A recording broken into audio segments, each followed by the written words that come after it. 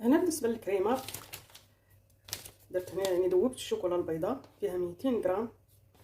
هذه راه اللي كاين هنا معروفه بهذا الشكل هذا، اولا تذوبوها يعني في ميكرووند. انا درتها هنا في حمام مريم ولا بان ماغي.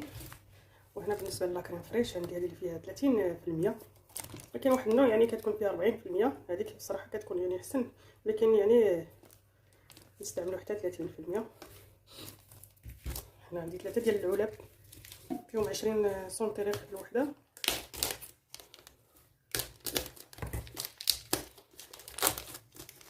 غادي ندوزو نديروها في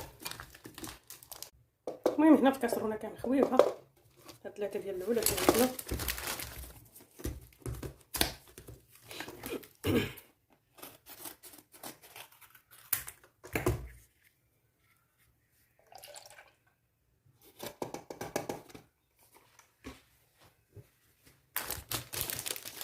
نزيدو الماء الاخير.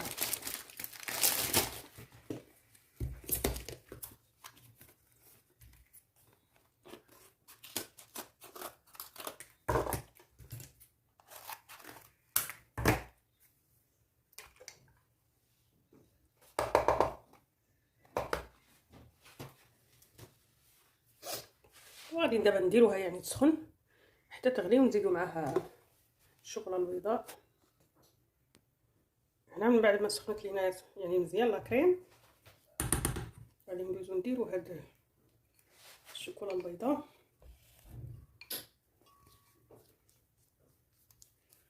نخويوها في الخلاط.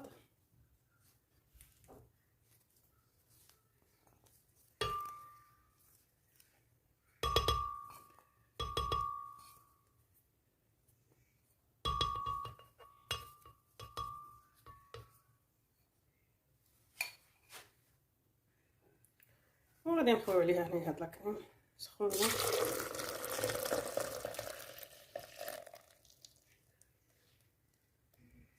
هنا علاش كنديروا هاد الطريقه هذه، يعني كنخلطوا لاكريم فريش مع الشوكولا البيضاء في الخلاط باش يعني كتنسجم لينا الشوكولا البيضاء مع لاكريم فريش يعني بطريقه مزيانه، ما كتبقاش يعني محبه.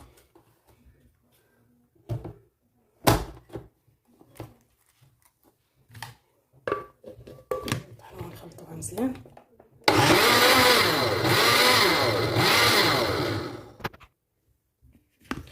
المهم هانتوما خلطناها مزيان، غادي ندوزو نخليوها هنا.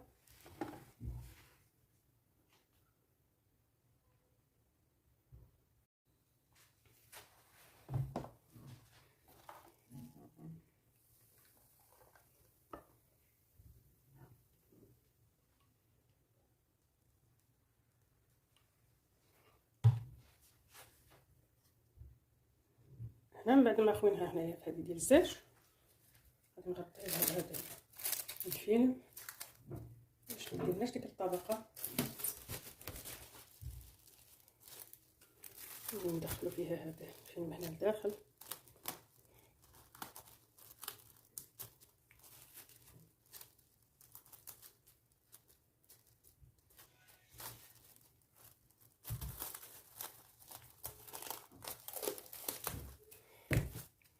وكنخليوها حتى كتبرد عاد ندخلوها للثلاجه.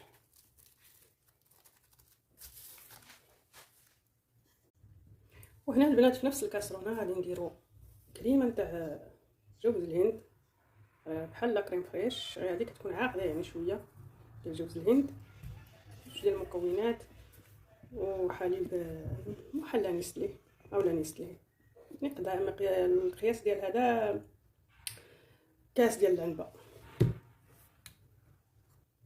هنا غادي نعبرو بحال الكاس هذا النوع ديال الكيسان كيكونوا كبر، كيكونوا دايزين شويه يعني كاس العنبه، ضروري كبر من كاس العنبه.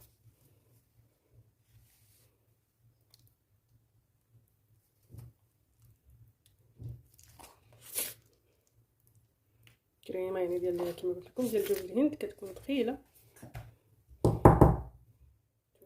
واخر القوام اللي عندها.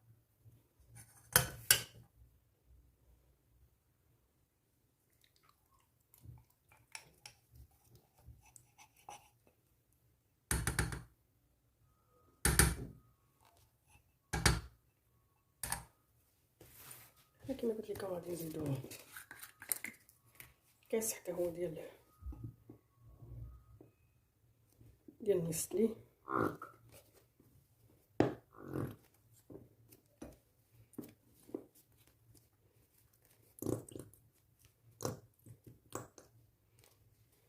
هادشي اللي بقى لي فيها.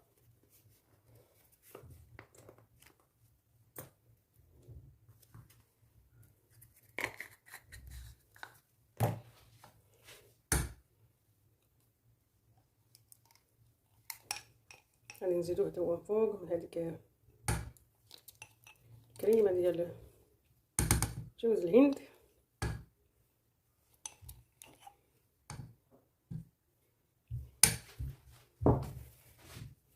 غادي نخلطوه مزيان.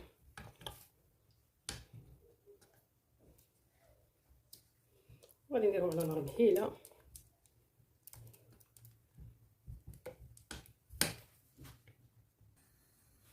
هنا كنديروها على نار مهيله وكنخليوها يعني نحركوها باش ما تلصقش من التحت.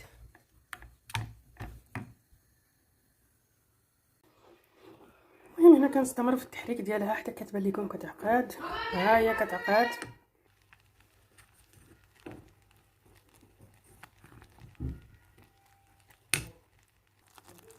المهم ها نتوما هنا كنبداو نخلطوها حتى كيبان لينا الخليط عقاد بهذا الشكل هذا، يعني عقاد الكريمه ما بقاتش بحال الاول. هنا غادي نطفيو عليها. ها هي الكريمه كما قلت لكم، يعني مبقاتش بحال الاول. حنا غادي نزيدو عليها الملون الاحمر باش يعطينا داك اللون، يعني الغوص بهذا الشكل هذا. نديرو قطرات منه.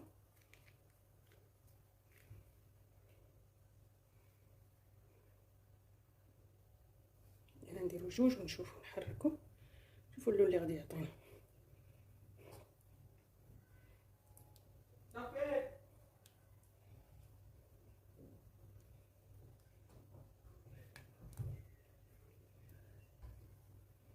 المهم انا غادي هنا نزيد شويه على حسب اللون الوردي اللي بغيت، اللي كيعطينا لون مفتوح.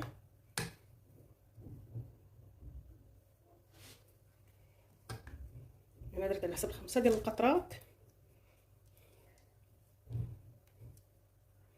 نحركوه مزيان. ها نتوما هنا يعني بالنسبه للملون كنديروا اللون، كنقدروا نزيدوا يعني حتى كنحصلوا على اللون اللي بغينا. ها نتوما داك يعطينا داك لون زهري ولا وردي مفتوح.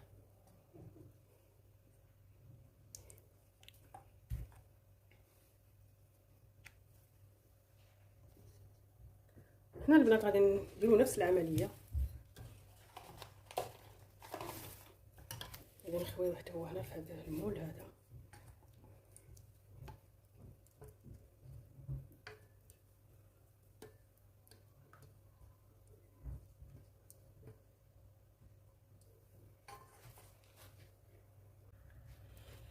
هنا غادي نعاودو نفس العمليه، غادي نغطيوه بالفيلم باش ما يتفولش لينا ديك القشره من الفوق الكريمه.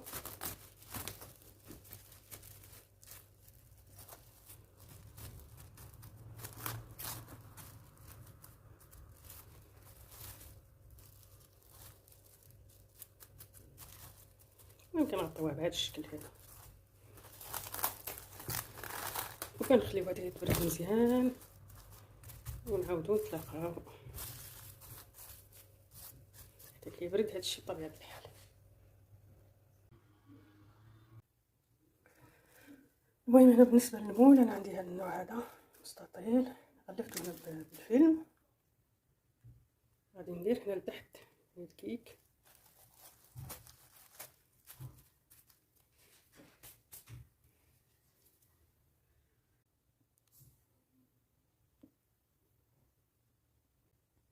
المهم ها هي الكريم اللي درناها مع الشوكولا.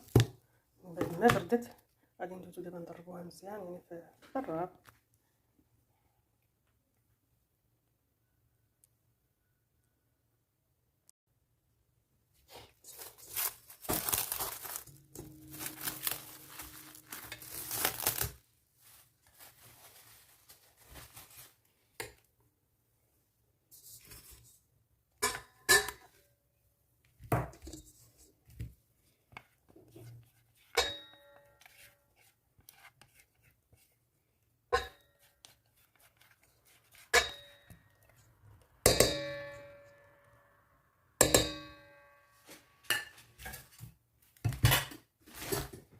وغادي نديروها هنا.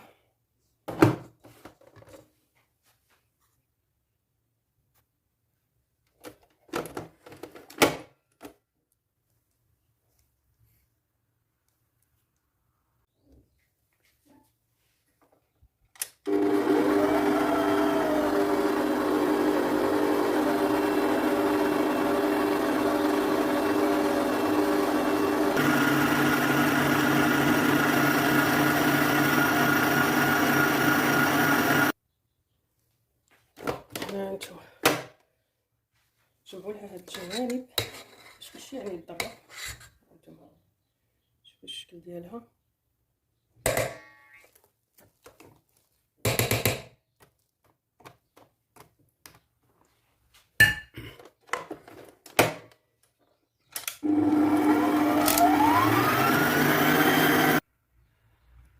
هنا باش نعرفوها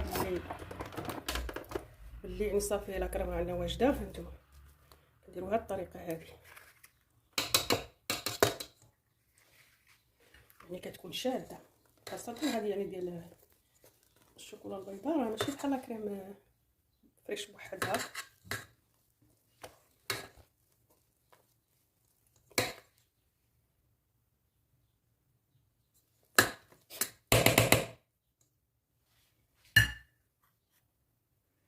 المهم هاهي دابا الكريم الشوكولا البيضاء هنا واجده.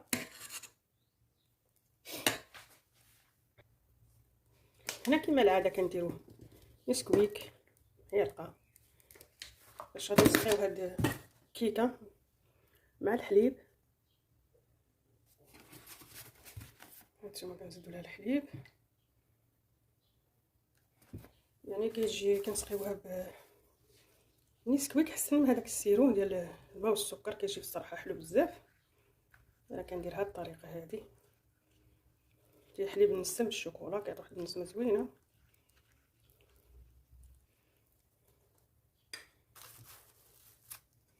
المهم غادي نسقيوه مزيان.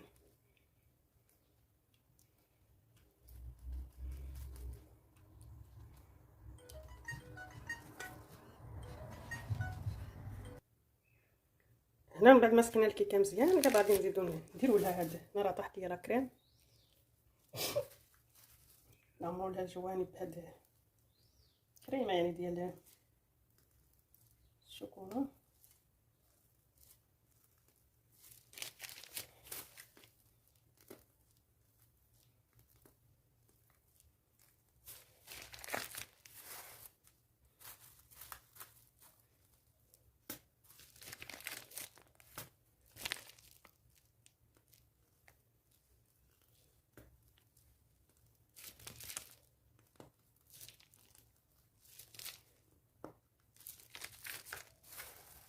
ممكن نديرو حتى كنكملوا هاد الكميه اللي عندنا.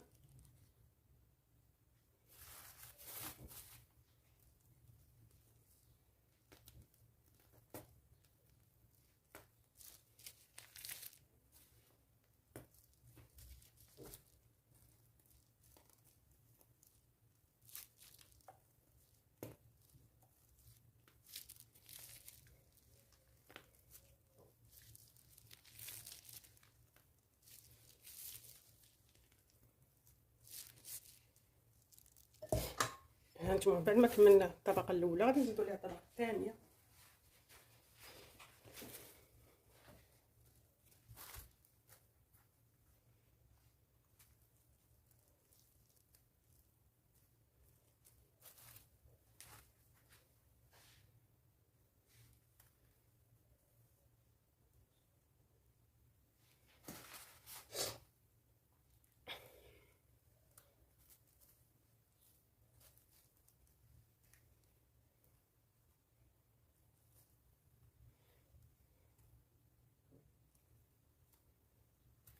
نعمرو لها الجوانب حتى هما بالجانب هذا اللي بقى من هنا.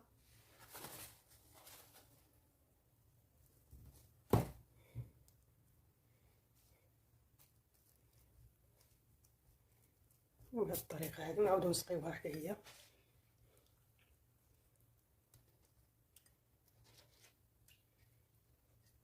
نسقيوها كامله. وبالنسبه للكريمه الاخرى اللي درناها معكم يعني لا كريم ديال حليب جوز الهند، هو الشكل ديالها كيفاش كيجي. غادي نضربوها مزيان حتى هي ونعاودو نتلاقاو. حنا غادي نديرو الطبقه الثانيه.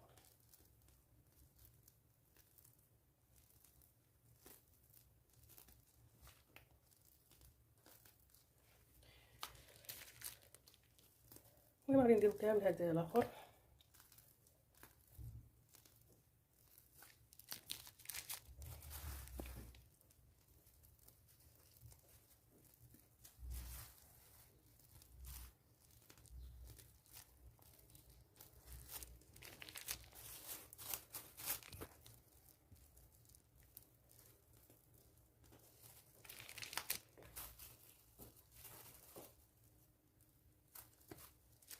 نعطيو هاد الكميه كامله اللي عندنا.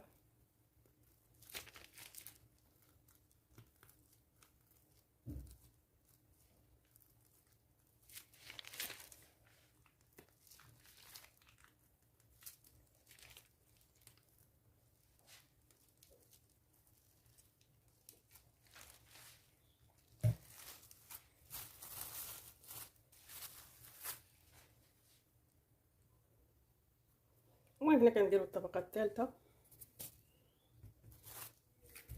نزيدو نحطو هاد الجوانب من هنا.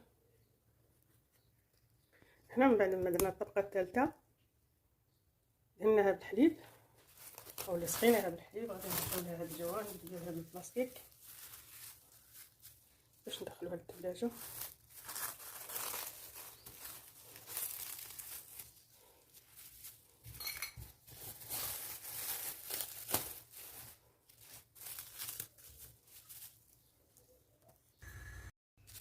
المهم ها هي الكيكه من بعد ما خرجناها من الثلاجه، كنخليوها حتى كتشد راسها مزيان.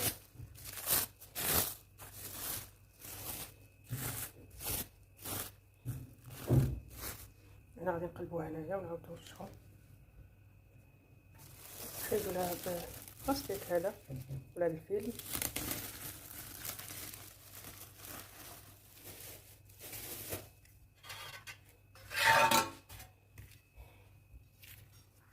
نشوفو كيفاش كيجي الشكل نتاعها.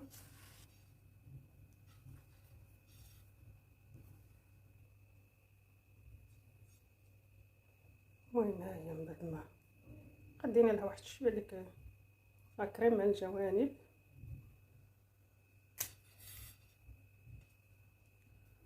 حنا غادي نخويو عليها هاد الكريمه اللي كنت درت معكم ديال كريمه ديال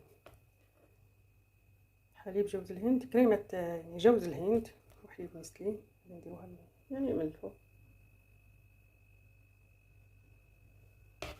فاش كتجمد كتبرد ماشي كتجمد، كيجي الشكل ديالها بهذا.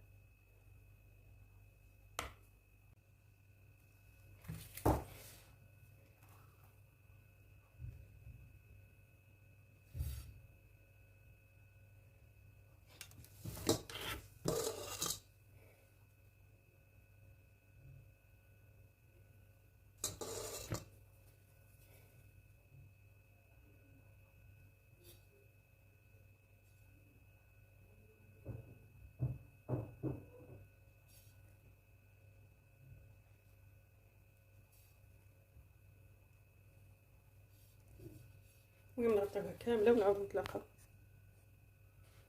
هانتوما هنا يعني زينتها بشكل عشوائي.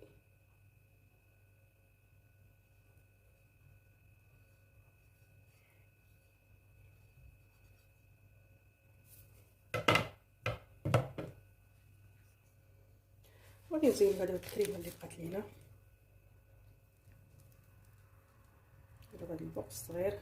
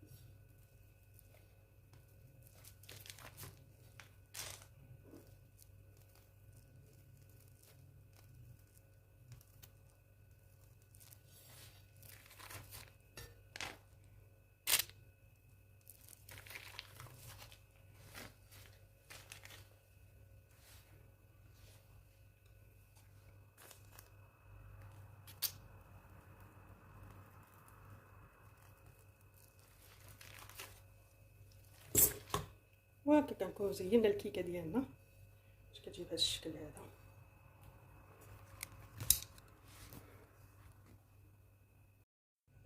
المهم البنات، ها هي الكيكه اللي وجدت معكم كيفاش جات، نتمنى تعجبكم. ايوا هي هذه، ما تنساوناش من اللايك، تعليق، شي تعليق يكون زوين، بالبارطاج. ايوا هي هذه البنات، الله يولي يحفظكم والسلام عليكم. المهم هنا غادي نقطعوها ونشوفوها كيفاش جات من الداخل.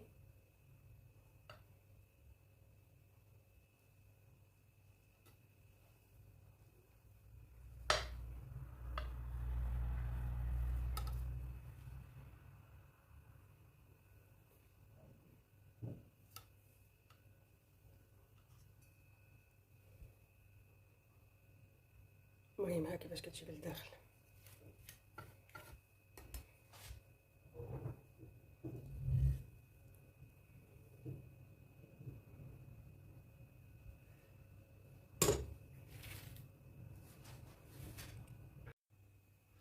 المهم ها كيفاش كتجي من الداخل.